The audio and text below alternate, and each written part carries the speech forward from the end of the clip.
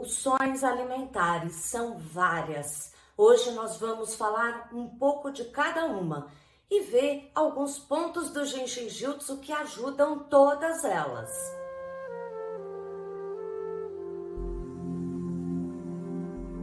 Olá pessoal, aqui estamos no tema da semana de Jinshin Jutsu. Toda terça-feira a gente vem falar sobre alguma questão que a gente pode harmonizar, seja física, algum desconforto ou emocional. Se você ainda não é aqui do canal, comece a seguir que tem dicas ótimas, sempre vai te ajudar ou alguém da sua família. E não esqueça de deixar um likezinho. Eu sou a Thelma Schiner, trabalho com Jinshin Jutsu há mais de 20 anos e também sou astróloga. E como vocês viram ali no início do vídeo, hoje eu quero tratar de uma questão mais psicológica, que é essa questão de transtornos alimentares. Embora isso seja um transtorno que já acontece há muito tempo, só agora, mais recentemente, é que isso começou a ser detectado mais claramente e até mesmo ser tratado em alguns núcleos hospitalares que vêm realmente acompanhar as pessoas que sofrem do transtorno alimentar. Eu não sou psicóloga, mas não é difícil a gente pensar e imaginar que questões com alimentação têm a ver muito com a nutrição desde o nascimento. Qual foi a primeira coisa que você fez quando nasceu? Mamou. Então a gente vê uma relação direta da alimentação com estar vivo. Quando você tem qualquer questão com a alimentação, qualquer relação desequilibrada que você tenha com esse momento da alimentação, provavelmente tem uma relação com a mãe e com aquele nascimento. Então comer é vida. Percebe que, de qualquer maneira, é uma relação com estar vivo e talvez uma relação com essa proteção, esse colo de mãe, ou em excesso, ou em falta, ou numa seleção muito peculiar do que é tudo isso. Eu não sou psicóloga e não vou filosofar muito, mas cada um que tenha as suas questões com a alimentação, é interessante pensar,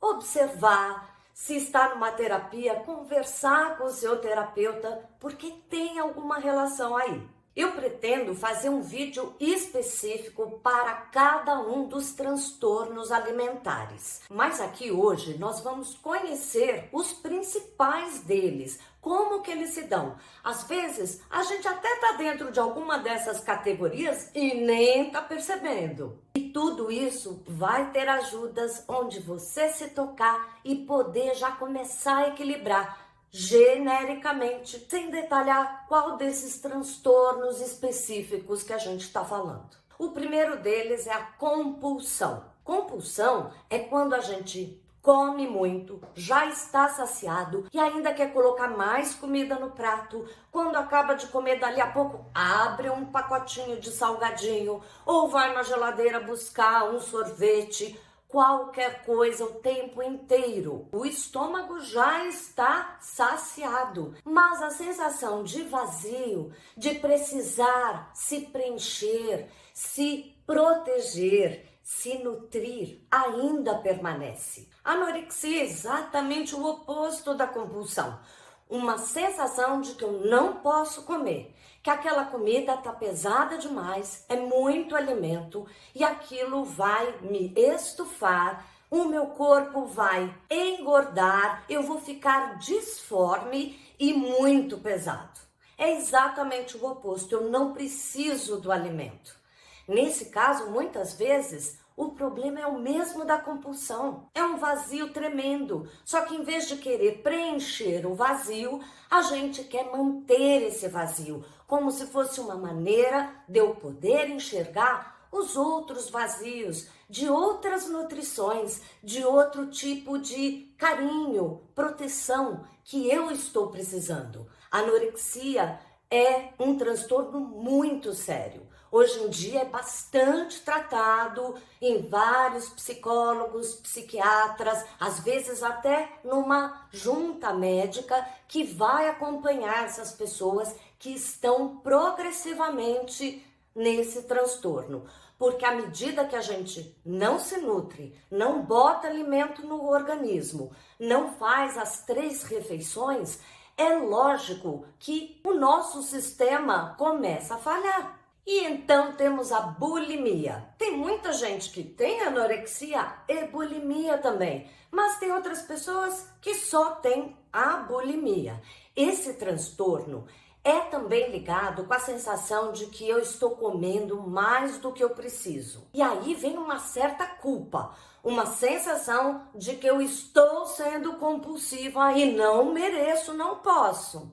E às vezes a pessoa nem exagerou, nem comeu demais, mas ela precisa colocar para fora. Então, na bulimia, tudo que se come, depois vai para o banheiro e bota tudo para fora. Dizem até que a Lady Di tinha bulimia. E veja como é psicológico. Ela estava bastante infeliz. Ela não tinha condições de digerir outras questões mais emocionais ou mentais. Ela estava vivendo uma situação de muita pressão, muita tensão e tristeza também. E o que ela faz? Não digere nem o alimento que bota para fora e nem as questões que ela precisava elaborar. Depois existe um outro transtorno que é muito comum em crianças, que é chamado de TARE.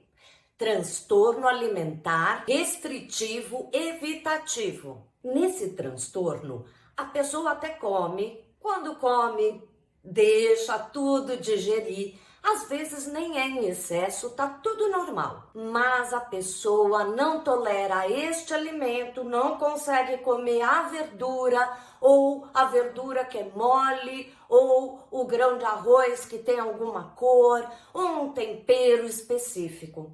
Não consegue, né? Por isso que é conhecido como um transtorno que muitas crianças têm. E os pais, desde o comecinho, quando as crianças são bebês, eles podem começar a trabalhar a criança para ela experimentar de tudo, de todos os alimentos, em todas as texturas. Lógico que a cada mês, a cada idade, existe a progressão natural do que experimentar, mas é importante oferecer e reforçar o quanto é interessante experimentar de tudo. Mas olha, não é só crianças não, por isso que se tornou um transtorno. Tem muita gente que não come fruta ou que não pode com grãos, enfim, tem de tudo. Eu mesma, eu não como carne vermelha. Mas não é que eu tenho um horror, é uma opção da minha vida e se eu precisar em algum momento, eu posso comer a carne. Mas não chega a ser um transtorno porque é algo de uma opção na vida. Mas sabe aquelas pessoas que só comem arroz, feijão, batata frita e um pedaço de carne? É isso, não pode experimentar nada diferente. E mais uma vez, eu acredito que uma questão psicológica está ligada com isso.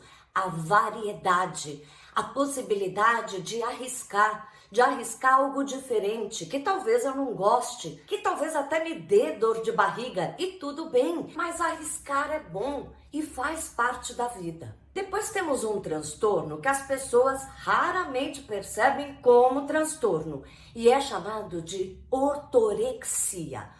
Orto é tudo que a gente quer consertar.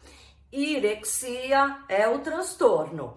Então, é a tendência que a gente tem alimentar de querer ser muito correto, muito certinho. Existem muitas pessoas que já foram compulsivas ou anoréxicas, enfim, que tinham outro transtorno e começam a comer regrado, o que é maravilhoso a gente ter uma boa alimentação saudável. Mas o exagero de querer ser saudável, perfeccionista com as coisas que escolhe para comer, também é um transtorno. E o problema desse transtorno é que ele parece uma coisa muito saudável.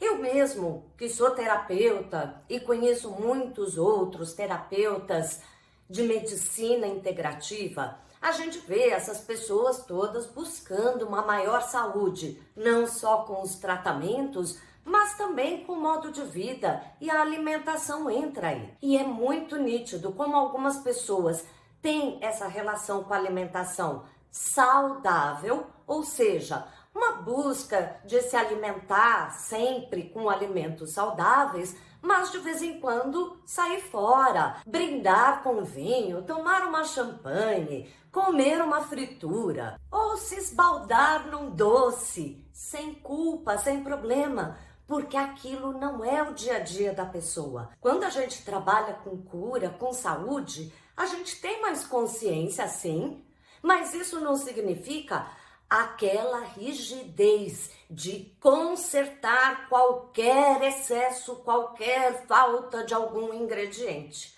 Essas pessoas costumam, na verdade, nem saborear os alimentos, porque é um pouquinho do amido, da vitamina E, com mais os grãos que ajudam o intestino, enfim, estão tomando remédio o tempo inteiro. É um transtorno.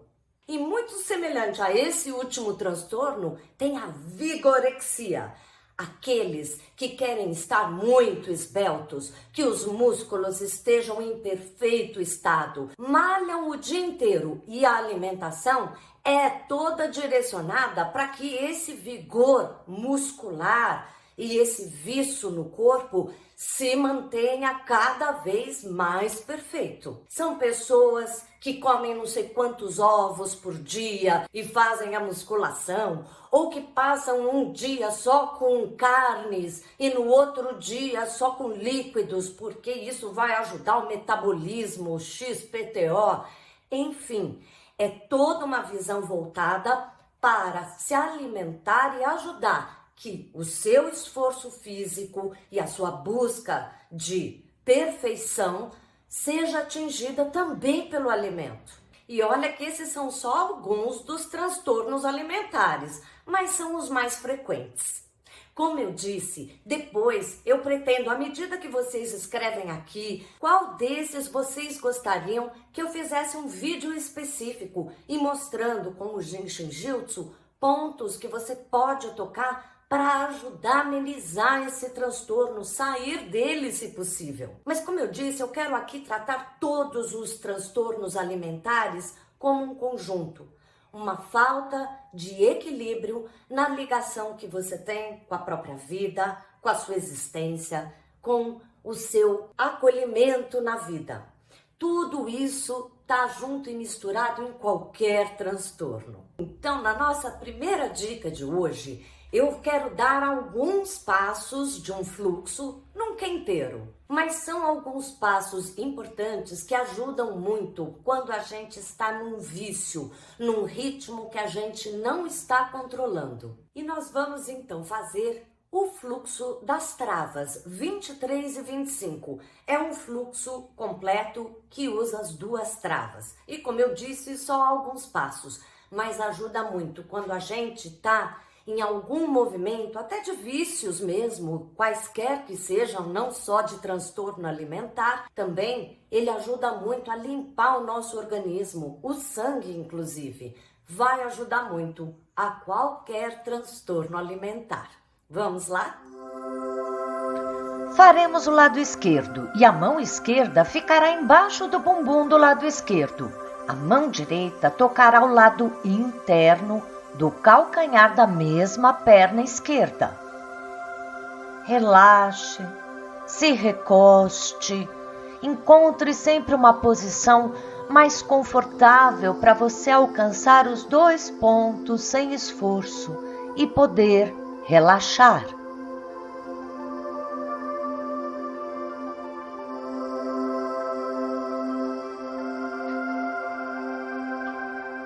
Então a mão esquerda sai do bumbum e vai agora nas costas, do mesmo lado esquerdo, na altura do cós da calça. Se for difícil com os dedos, use a costa da sua mão. E relaxe. Solte os ombros, relaxe os cotovelos, aqui eles só estão armados para você enxergar. Lembre-se sempre de respirar e ficar uns 2 minutos, quando puder, em cada posição.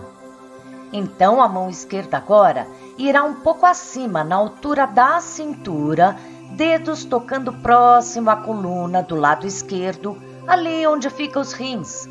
Mais uma vez, use a costa das mãos, se for mais fácil. A mão direita permanece tocando o lado interno do seu calcanhar.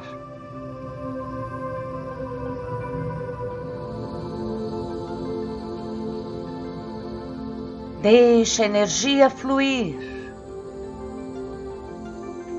E para o outro lado, apenas inverteremos todas as posições. Sempre que eu faço apenas um lado e falo para inverter as mãos para fazer do outro lado, eu dou a dica.